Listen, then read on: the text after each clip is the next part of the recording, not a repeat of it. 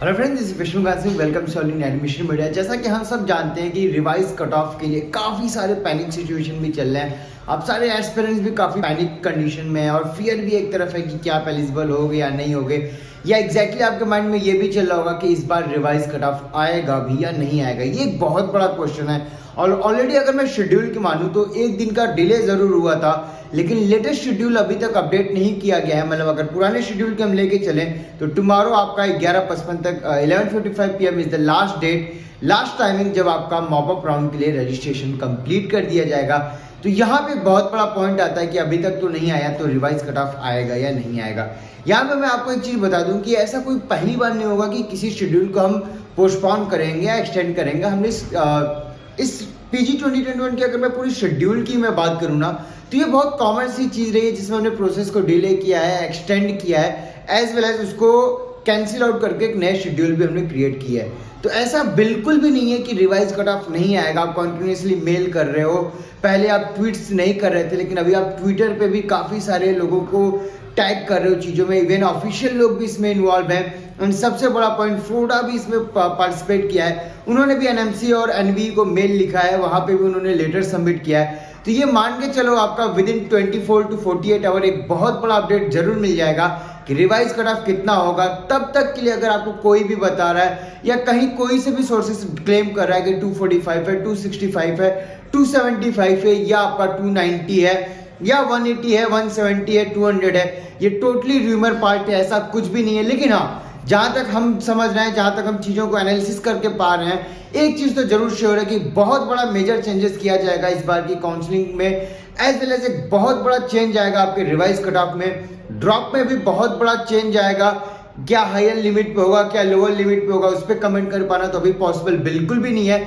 ना हमारे पास वो राइटफुल सोर्सेस ऑफ इंफॉर्मेशन है जिसपे मैं आपको बता सकूं कि एग्जैक्टली कितना होगा। लेकिन आप मान के चलो एक मेजर चेंज यहाँ पे जरूर देखने को मिलेगा। एग्जैक्टली वो कितना होगा वो आपको max to max 24 to 48 hour में अकॉर्डिंग टू मी चीजें हो जानी चाहिए। इसके कुछ रीजंस भी हैं, वो मैं आपको बता दूं। पहला रीजन आपका आता है, कुछ टाइम पहले NMC की तरफ से एक ड्राफ्ट आई थी, NVE की तरफ से एक ड्राफ्ट आई थी, जिसमें प्राइवेट और डीम्ड यूनिवर्सिटीज़ की सीटों पे बात की गई थी। मतलब कि उनकी टोटल सीटें जो रहेंगी उसकी 50% सीटों को गवर्नमेंट कर देगी।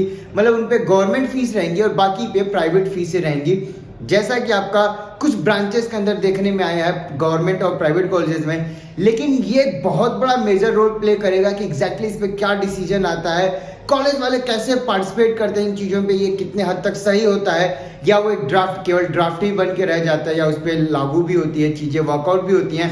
एंड उससे भी बड़ा मैं अगर रीज़न की मैं बात करूँ तो ऑलरेडी PG 2022 आपका 21 को ही है, तो उसका भी एक बहुत बड़ा इंपॉर्टेंट रोल रहने वाला है कि उस डेट के लिए प्रिपरेशन कैसा है लोगों का, क्या डिमांड है, क्या कितने हद तक लोग प्रिपेयर हैं, या उसके लिए क्या कट ऑफ होगा, रिवाइज कट ऑफ। और साथ में मैं यहाँ पे बात करूँ तो सुप्रीम कोर्ट में भी एक स्टेटमेंट आई थी सुप्रीम कोर्ट से। अगर मैं भूषण जी की मैं बात करूँ तो वहाँ पे उनके द्वारा कहना था कि क्लिनिकल सीट्स के लिए रिवाइज कट ऑफ होना चाहिए और नॉन क्लिनिकल सीट्स के लिए तो आपके सारे बच्चे एलिजिबल हो जाने चाहिए थे। इस पर भी एक बहुत बड़ा इंपॉर्टेंट रोल रहेगा कि क्या ये पॉसिबल होता है या नहीं होता है, या जस्ट एक सेइंग था।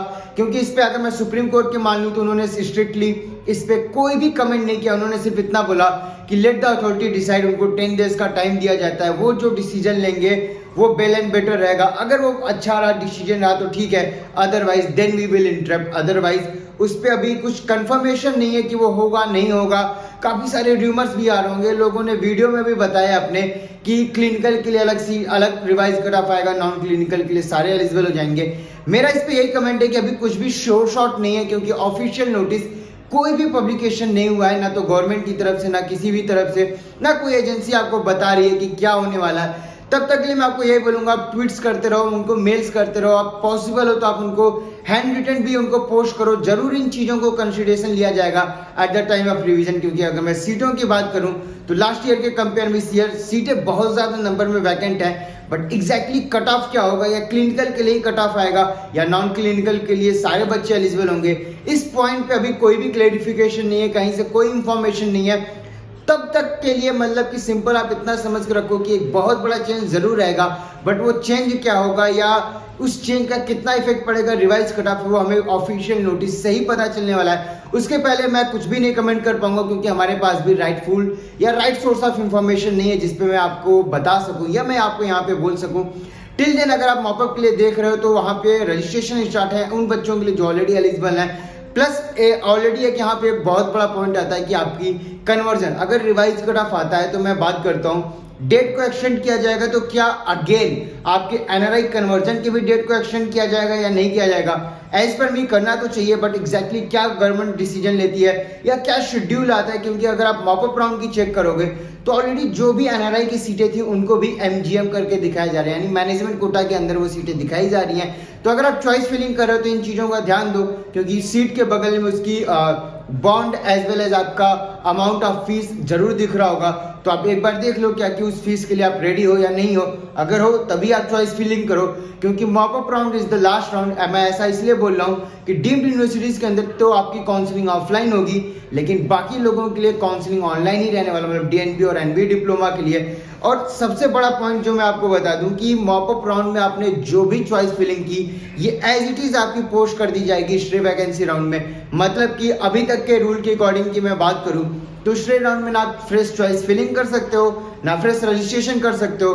बट अगर इस पे चेंजेस आते हैं तो वी विल सी कि एग्जैक्टली क्या चेंजेस आते हैं। बट अभी करंट सिनेरियो के अकॉर्डिंग आप इतना मान के चलो विद इन 24 और 48 आवर्स के अंदर आपको एक बहुत बड़ा मेजर अपडेट जरूर दिया जाएगा, क्योंकि ऑलरेडी कल आपका लास्ट डेट है। तो चांसेस हैं आज इवनिंग में, नहीं तो कल तो आपको जरूर नोटिफाई किया जाएगा, नहीं मैक्स टू मैक्स 40 आवर में जरूर रिप्लाई कर दिया जाएगा आपको कि एग्जैक्टली क्या हो रहा है, क्या रिवाइज कट ऑफ रहेगा, क्या शेड्यूल के डेट्स रहेंगे। तब तक के लिए अगर आप हमसे कनेक्ट होना चाहते हो तो you can call on our number 9545955519, या अगर आप मॉपअप में एलिजिबिलिटी के बाद सीट्स देख रहे हो कहाँ पे क्या सीटें हो सकती हैं, कहाँ पे कितना परसेंटेज तक नेगोशिएशन पॉसिबल होगा, या क्या बजट में आपको आपके ब्रांचेस मिल सकते हैं, क्या आपको डॉक्यूमेंट्स प्रिपेयर करने चाहिए, उन सारे डिटेल्स के लिए आप नीचे दिए हुए नंबर से हमें कॉल करके या व्हाट्सएप पे भी चैट करके हमसे कनेक्ट कर सकते हो। अगर आप सीट्स देख रहे हो तो we will surely try to help you to get your seat और to get your favourite branches in your preferred budget.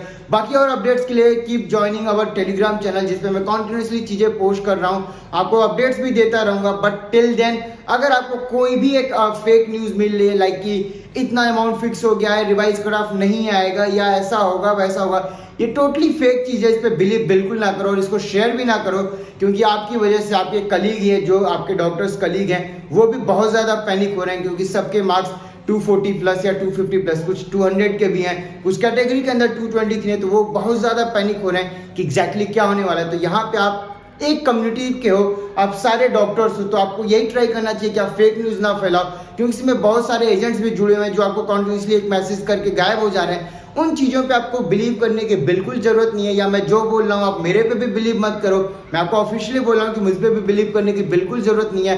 आप वेट करो जब तक आपका ऑफिशियल नोटिस नहीं आ जाता, क्योंकि जो ऑफिशियल नोटिस आएगा या जो रिजल्ट कट ऑफ आएगा वही ऑफिशियल होगा। उसके पहले जो भी चीजें बोली गई वो सिर्फ और सिर्फ प्रिडिक्शंस है।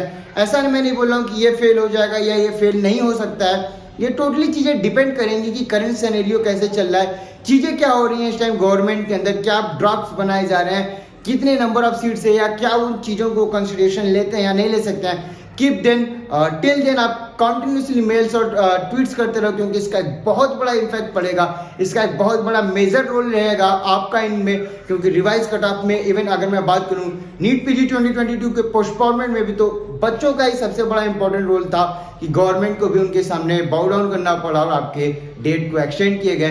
तो आई एम श्योर अगर आप कॉन्टिन्यूसली ट्राई करते रहोगे तो रिवाइज कट ऑफ भी एक मेजर मास नंबर से रिड्यूस होगा, जिससे हर एक डॉक्टर को प्रॉफिट पहुंचेगा और हर एक डॉक्टर को एटलीस्ट एक चांस मिलेगा कि वो अपने मन फेवरेट ब्रांचेस के लिए वो प्रोसीड कर सकें और अपने फेवरेट ब्रांचेस ले सकें। फिलहाल तो इस वीडियो में thank you for watching this video.